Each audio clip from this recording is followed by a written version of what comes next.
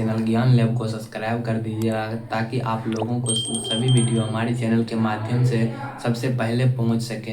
आज हम फिजिक्स के चैप्टर नंबर 3 का लघु उत्तरीय प्रश्न लेकर के आए हैं और भी चैप्टर 1, 2 का भी लघु उत्तरीय प्रश्न आप लोगों को करा दिए हैं। अगर आप लोग वह वीडियो नहीं देखे हैं तो हमारे चैनल ज्ञान लैब पर जाइए, वहाँ आप लोगों को सभी वीडियो मिल जाएगा।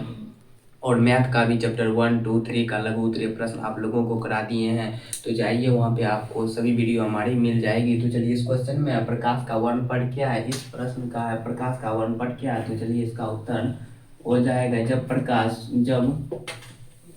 श्वेत प्रकाश किसी फिल्म से होकर गुजरती है तो ये 7 रंगों में विभक्त हो जाती है, उसे ही प्रकाश का वर्णपट कहा जाता है, जिसमें से लाल, हरा, पीला, बैंगनी ये सब रंग होती है प्रकाश की किरणें में, जिसमें से लाल रंगों का विचलन सबसे कम होता है और बैंगनी का विचलन सबसे अधिक होता है। तो इसी प्रकार से इस क्वेश्चन को आप लोगों को इसी के माध्यम से आप लोगों को भाषा बनाना है। तो यहाँ पे लिखेंगे जब श्वेत प्रकाश किसी प्रिज्म से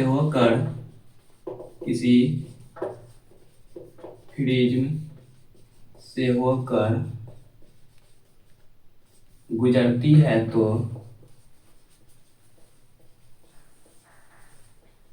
यह 7 रंगों में विभक्त हो जाती है।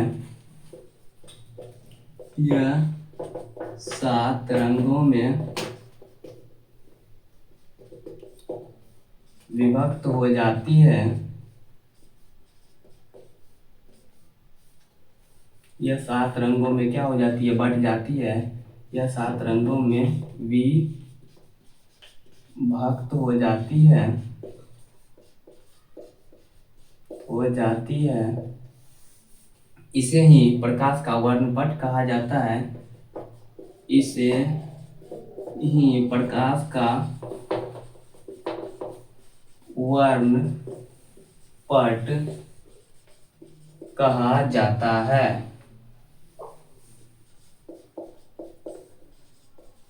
अगर आप इसे फिगर के माध्यम से समझना चाहते हैं तो इस तरीका से समझ सकते हैं।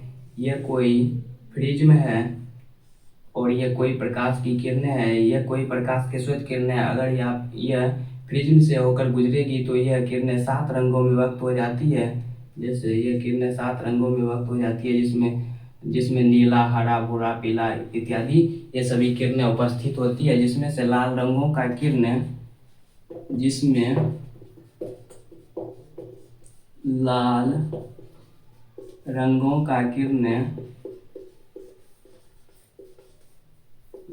से लाल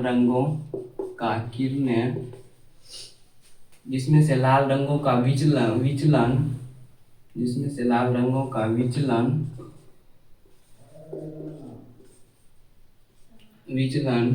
न्यूनतम होती है यानी कम होती है।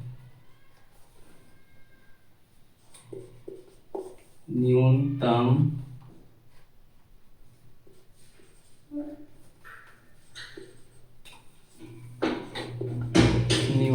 होती है तथा बैंगनी का विचलन अधिक होती है।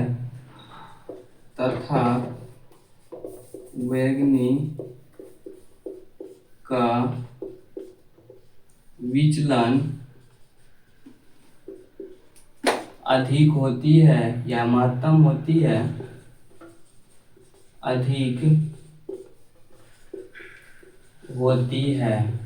यानी विचलन का अर्थ है सिंपल। अगर आप लाल रंगों का विचलन इसीलिए इसका न्यूनतम होता है। अगर आप देखते होंगे तो लाल रंग की जो किरणें होती है यानी लाल रंग का अगर कोई भी वस्तु होती है तो वह जो है बहुत दूर से ही दिखाई पड़ जाती है। यही अगर इसी तरीका से अगर दूसरे रंग की कोई वस्तु होती है तो वह लाल रंगों की अपेक्षा बहुत ही कम दिखाई पड़ती है। तो इसी तरीका से इसका विचलन यानी ये किरणें जो है ना इधर उधर फैलती नहीं है कभी भी उतना, और सब जो कलर है ये सब बहुत ज़्यादा फैल जाती है इधर उधर। तो यानी इसका फोकस डायरेक्ट लंबा होता है। इसी तरीका से लाल रंगों का विचलन जो है सबसे न्यूनतम होता है और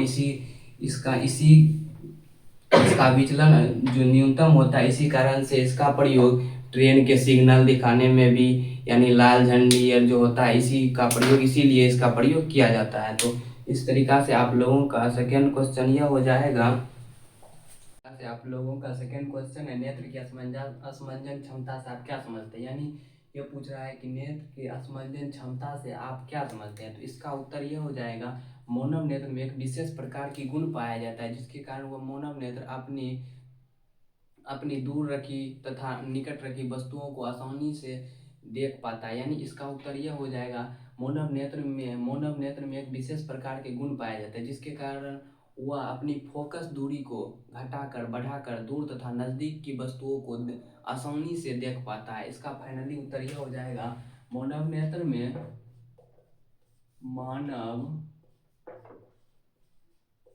में एक विशेष प्रकार की गुण पाई जाती है, एक विशेष प्रकार की गुण पाई जाती है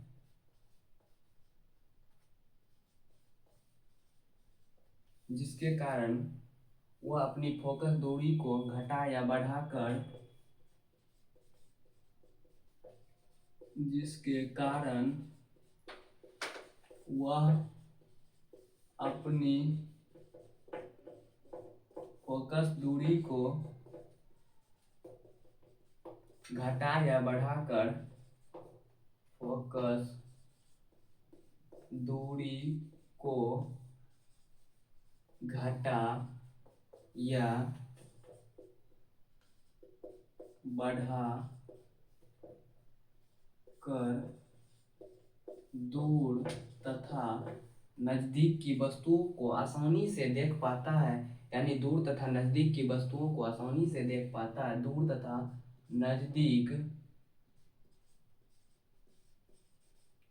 नजदीक की वस्तुओं को आसानी से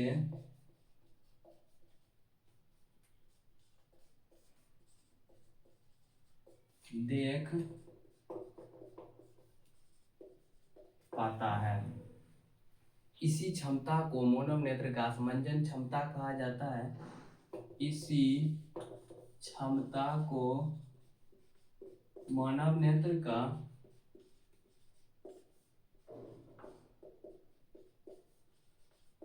असमंजन क्षमता कहा जाता है।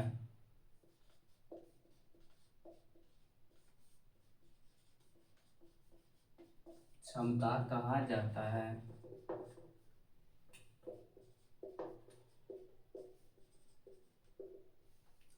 इसी क्षमता को मानव नेत्र का असमंजन क्षमता कहा जाता है। इसी प्रकार से फिर से आप लोगों का तीसरा क्वेश्चन हो जाएगा, नेत्र अपने अंदर आने वाली प्रकाश की किरणें को कैसे नियंत्रित करती है।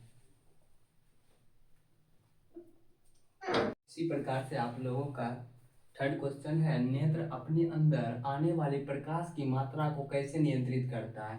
यानी नियंत्रित का मतलब आप लोग यहाँ पे समझना चाहें तो इस तरीका से समझ सकते हैं, जैसे अपने घर का कोई एक सदस्य होता है, वो अपने घर को जिस तरीका से नियंत्रित करती है, यानी जैसे रुपया पैसा के माध्यम में हो, यानी खाने पीने से भी रिलेटेड हो, इसी के माध्यम से यानी वह नियंत्रित करके अपने घर को चलाती है। जिस प्रकार से घर का कोई सदस्य होता है, उसी प्रकार से आंखों का एक सदस्य यह होता है जो अपने अंदर आने वाली प्रकाश को नियंत्रित करता है। उसका नाम है आइरिस, यानी उसे अगर कहना चाहे तो परितारिका भी बोल सकते हैं। तो अगर यहाँ पे इस क्वेश्चन को अगर लिखना चाहे तो इस तरीका से लिख सकते हैं, नेत्र, यानी इस क्वेश्चन में पहले पूछा गया नेत्र अपने अंदर आने वाले प्रकाश की मात्रा को कैसे नियंत्रित करते हैं। तो यहाँ पे लिखेंगे, नेत्र में उपस्थित आइरिस के माध्यम से आंखों के प्रकाश की मात्रा को नियंत्रित किया जाता है। इस क्वेश्चन को लिखना चाहेंगे तो इस तरीका से लिख सकते हैं, नेत्र में उपस्थित आइरिस के माध्यम से नेत्र में उपस्थित आइरिस के माध्यम से, आइरिस या इसे परितारिका भी बोल सकते हैं, आइरिस कोमा अगर ब्रैकेट में लिखना चाहें तो परितारिका ऐसे लिख सकते हैं, परितारिका, यानी नेत्र में उपस्थित आइरिस या परितारिका के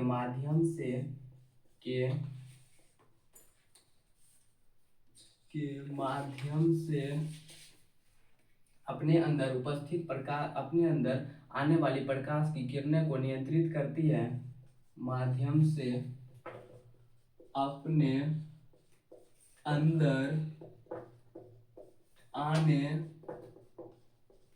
वाली प्रकाश, अपने अंदर आने वाली प्रकाश की मात्रा को नियंत्रित करता है।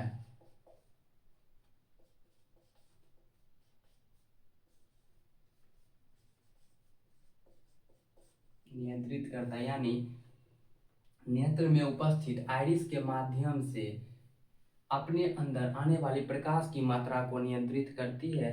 इसी प्रकार से आप लोगों का हो जाएगा। इस क्वेश्चन में है साफ साफ चित्र द्वारा निकट दृष्टि दोष का वर्णन करें। यानी साफ चित्र, पहले इस क्वेश्चन में बोला गया है एक चित्र बनाने, यानी साफ चित्र बनाने बोला गया, उसके बाद बोला गया इसमें निकट दृष्टि दोष का वर्णन किया गया।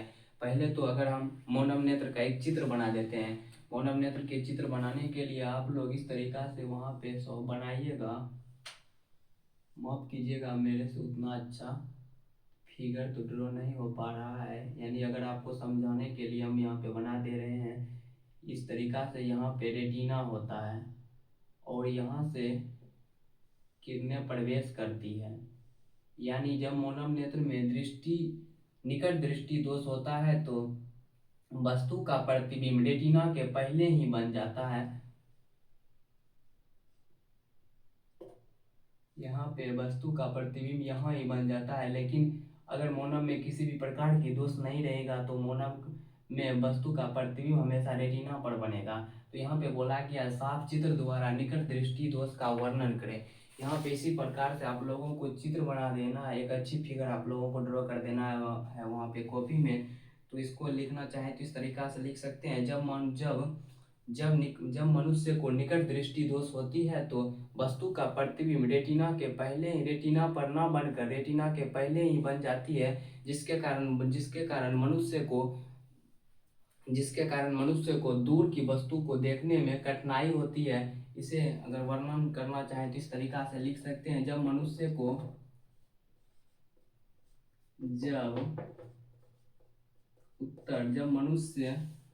निकट दृष्टि दोष होता है, जब मनुष्य को निकट दृष्टि दोष होता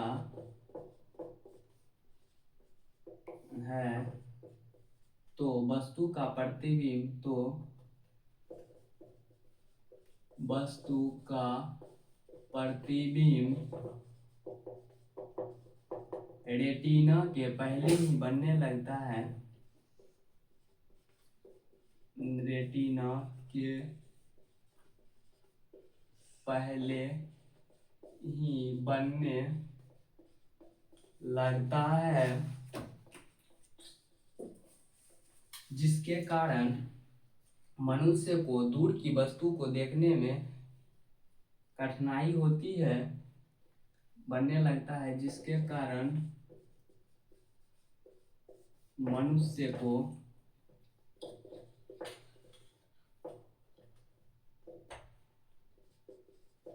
दूर की वस्तु को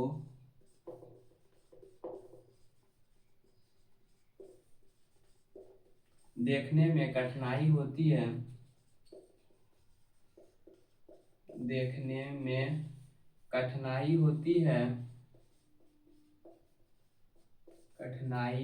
है, इसके लिए इसका उपचार क्या हो सकता है? इसका उपचार यह हो सकता है, इसके लिए मनुष्य को अपने चश्मा में अवतल लेंस का प्रयोग करना होगा।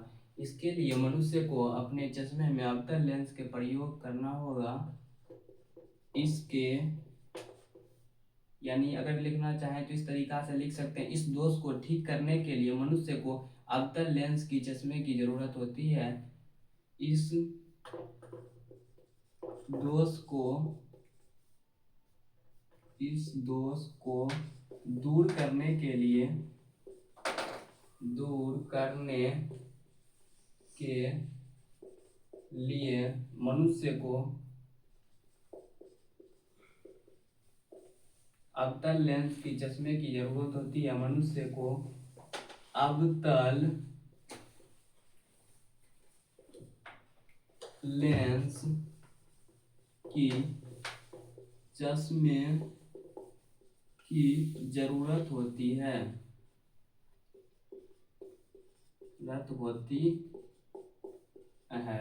इसी प्रकार से आप लोग भी इस क्वेश्चन को सॉल्व कीजिएगा। अगर आप लोगों को ये समझने में कठिनाई होती है कि दूर दृष्टि दोष को ठीक करने में कौन सा लेंस का प्रयोग किया जाता है और निकट दृष्टि दोष को ठीक करने में कौन सा लेंस का प्रयोग किया जाता है, पहले आप लोग समझ लीजिए। लेंस दो प्रकार की होती है, अवतल लेंस और उत्तल लेंस।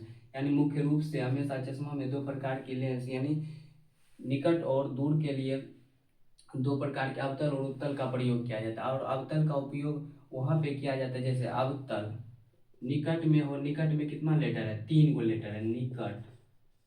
यहाँ पे अक्षर देखना चाहें तो 3 है, 1 2 3। और अब और यहाँ पे हो जाएगा इसका प्रयोग करने, इसको दूर करने के लिए अवतल लेंस का प्रयोग किया जाएगा। अवतल लेंस, अवतल लेंस। और दूर दृष्टि दोष को ठीक करने के लिए उत्तल लेंस। यानी समझिए, सिंपल समझिए तो यानी जो दोष हमें होगा उसमें यहाँ पे अभी हमें अगर सपोज कीजिए तो हमें अभी निकट दृष्टि दोष है और इसका ठीक करने के उपचार के लिए यानी एक लेटर बड़ा होना चाहिए। यानी इसमें 3 है और इसमें 4 लेटर होना चाहिए। लेंस में 4 और दोष में 3। इसी प्रकार से यहाँ पे 3 गो लेटर है और लेंस यहाँ पे चार गो अक्षर वाला लेंस हो जाएगा। यहाँ पे इसी प्रकार से आप लोग समझना चाहें तो दूर यानी यहाँ पे 2 लेटर है और यहाँ पे 3 लेटर है। यानी लेंस में जो हमेशा एक लेटर आगे रहना चाहिए दोष की अपेक्षा। इसी प्रकार से आप लोगों का इसी प्रकार से आप लोगों का 5वां क्वेश्चन है, निकट दृष्टि दोष क्या है, इस दोष को दूर करने के लिए चश्मे में किस प्रकार का लेंस का प्रयोग किया जाता है। यह क्वेश्चन सेम टू सेम कहा जाए तो पिछले वाले क्वेश्चन पर यानी चौथा क्वेश्चन के समान ही है यह क्वेश्चन, यानी उसी के लमसम उसी के जैसा ही यह क्वेश्चन है। इस क्वेश्चन में भी है निकट दृष्टि दोष क्या है। पहले एक क्वेश्चन इसमें पूछा गया निकट दृष्टि दोष क्या है, तो चलिए इस दोष को यानी इसका उत्तर देते हैं।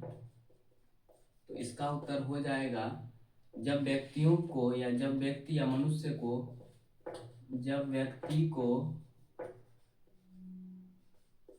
दूर की वस्तु साफ साफ नहीं दिखाई देती है तो इस दोष को ही निकट दृष्टि दोष कहा जाता है। यानी निकट में हो जाएगा दूर की वस्तु नहीं दिखाई पड़ेगी और दूर दृष्टि दोष में निकट की वस्तु नहीं दिखाई पड़ेगी, यानी उल्टा हो जाता है। तो यहाँ पे हो जाएगा जब व्यक्ति को दूर की वस्तु साफ साफ नहीं दिखाई पड़ती है तो जब व्यक्ति को दूर की वस्तु साफ साफ नहीं दिखाई पड़ती है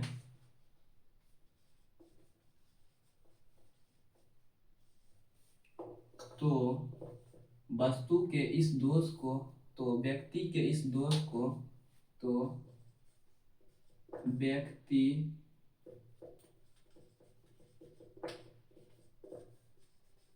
के इस दोष को निकट दृष्टि दोष कहा जाता है।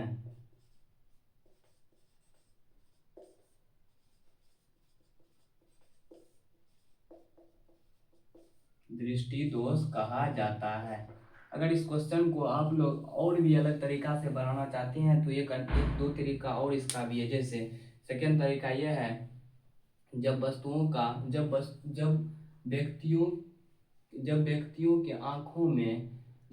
के आंखों में वस्तुओं का प्रतिबिंब रेटिना के पहले बनने लगता है तो व्यक्तियों को दूर की वस्तु को देखने में कठिनाई होती है, तो इसे ही निकट दृष्टि दोष भी कहा जाता है। यानी इस क्वेश्चन का अगर आप लिखना चाहें तो 2-3 परिभाषा हो सकता है। तो फिर इसका है इसको दूर करने के लिए यानी इस दोष को हटाने के लिए किस प्रकार का लेंस का प्रयोग किया जाएगा। तो आप लोगों को पिछले वाले क्वेश्चन में बताए थे, निकट रहेगा तो वहाँ पे अवतल लेंस हो जाएगा और दूर रहेगा तो उत्तल लेंस हो जाएगा। तो यहाँ पे आप लोग यहाँ पे लिख दीजिएगा, इस दोष को दूर करने के लिए अवतल लेंस का प्रयोग किया जाएगा। इस दोष को दूर करने के लिए व्यक्तियों के चश्मे में अवतल लेंस का प्रयोग किया जाएगा। इस दोष को दूर करने के लिए, इस दोष को दूर करने के लिए व्यक्तियों के चश्मे में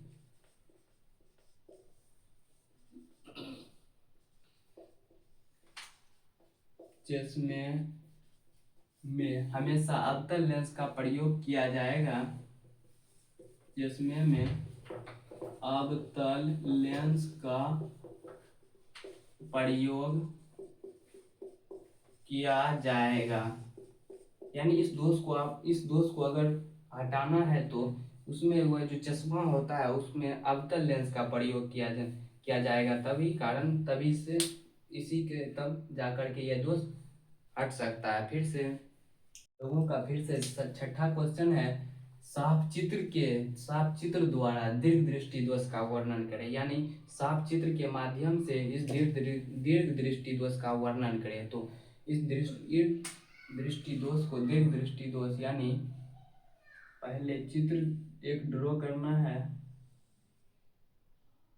उसके बाद उसमें दीर्घ दृष्टि दोष को दर्शाना है। पहले यहाँ पे यह हो जाएगा, यहाँ पे रेटिना हो जाएगा, उसके बाद यहाँ से जो दीर्घ दृष्टि दोष में हमेशा रेटिना के बाद वस्तु का प्रतिबिंब बनता है, जिसके कारण वस्तु को निकट की वस्तु को देखने में कठिनाई होती है। इस तरीका से आप लोग भी वहाँ पे, अगर आप लोगों को फिगर बनाने में किसी भी प्रकार की कोई कठिनाई होती है तो अगर आप लोग कमेंट कीजिएगा तो हम इस पर भी अच्छी तरीका से कॉपी पर आप लोगों को वीडियो के माध्यम से आप लोगों को बता देंगे फिगर बनाने के लिए।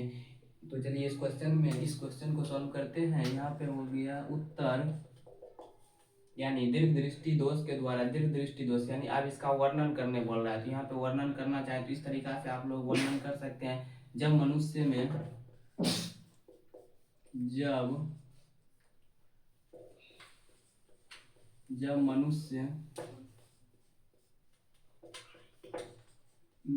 वस्तुओं का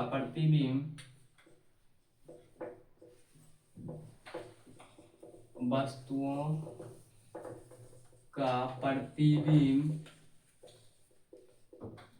रेटिना के पहले बनने लगता है, रेटिना के बाद बनता है,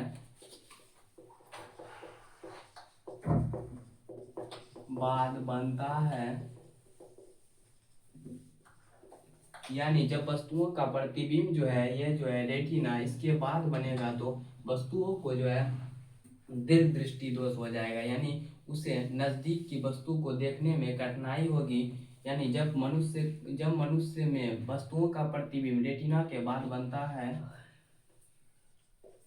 तो मनुष्य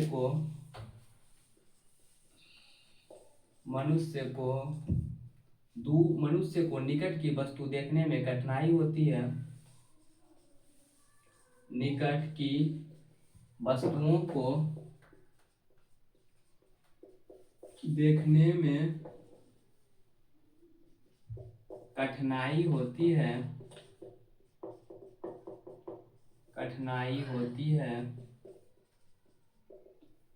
है। इसे ही जब वस्तुओं को दूर की वस्तुओं को देखने में कठिनाई होती है, निकट की वस्तुओं को देखने में कठिनाई होती है, इसे दीर्घ दृष्टि दोष कहा जाता है। इसे दीर्घ दृष्टि दोष कहा जाता है। और इसका उपचार जो है उत्तल लेंस से हो जाएगा। यानी इसका जो है इलाज, यानी अगर कोई भी व्यक्ति इसे हटाना चाहता है इस दोष को, तो अब उसके चश्मे में उत्तल लेंस का प्रयोग किया जाएगा तो यह दोष संपूर्ण तरीका से हट सकता है। 7वां क्वेश्चन है, रेलवे के सिग्नल का प्रकाश लाल रंगों का क्यों होता है? यानी रेलवे में जो एक सिग्नल यानी लाल रंग का जो झंडा उंडा होता है और भी बैनर वहाँ पे लगा होता है जो चुकबुक चुकबुक हमेशा लाइट के माध्यम से करते रहता है, उसमें बोला गया लाल ही क्यों रहता है? तो इसका सिंपल आंसर ये हो जाएगा क्योंकि लाल रंगों का जो है विचलन यानी इसका फैलाव बहुत ही कम होता है, जिसके कारण से ये जो है ये लाल रंगों वाली किरणें बहुत दूर तक दिखाई पड़ता है। अगर इसको उत्तर के माध्यम से शॉर्ट के माध्यम से आप लोगों को अभी आपके पास जो है अभी उतना टाइम नहीं बचा है, क्यों? अगर इसी के लिए आप लोगों को हम उतना गहराई में नहीं जाते हैं, सिंपल क्वेश्चन पर आते हैं। तो चलिए इस क्वेश्चन में है रेलवे के सिग्नल का प्रकाश लाल रंगों का क्यों होता है? यानी रेलवे में जो एक सिग्नल लगा होता है उसका प्रकाश लाल रंगों का ही क्यों होता है? तो यहाँ पे लिखेंगे क्योंकि लाल रंगों का जो है विचलन सबसे सबसे कम होती है, यानी यह इधर उधर भटकता बहुत कम है, सिंपल डायरेक्ट फोकस करता है इसका किरणें। तो यहाँ पे लिखेंगे क्योंकि उत्तर हो जाएगा क्योंकि लाल रंगों का फैलाव या विचलन बहुत ही कम होता है, क्योंकि लाल रंगों का विचलन बहुत ही कम होता है, बहुत ही कम होता है, जिससे कि वस्तुओं को दूर तक दिखाई पड़ जाता है, जिससे कि व्यक्तियों को यह रंग बहुत दूर तक दिखाई पड़ता है, बहुत दूर तक दिखाई पड़ता है।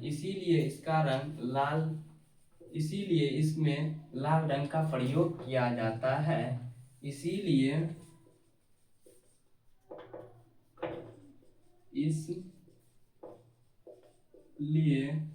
रेलगाड़ी के सिग्नल में यानी रेलवे के सिग्नल में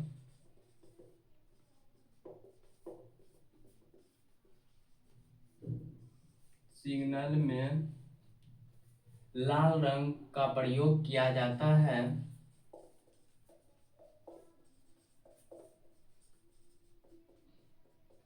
प्रयोग किया जाता है। इसी तरीका से आप लोग भी इस क्वेश्चन को बनाइएगा।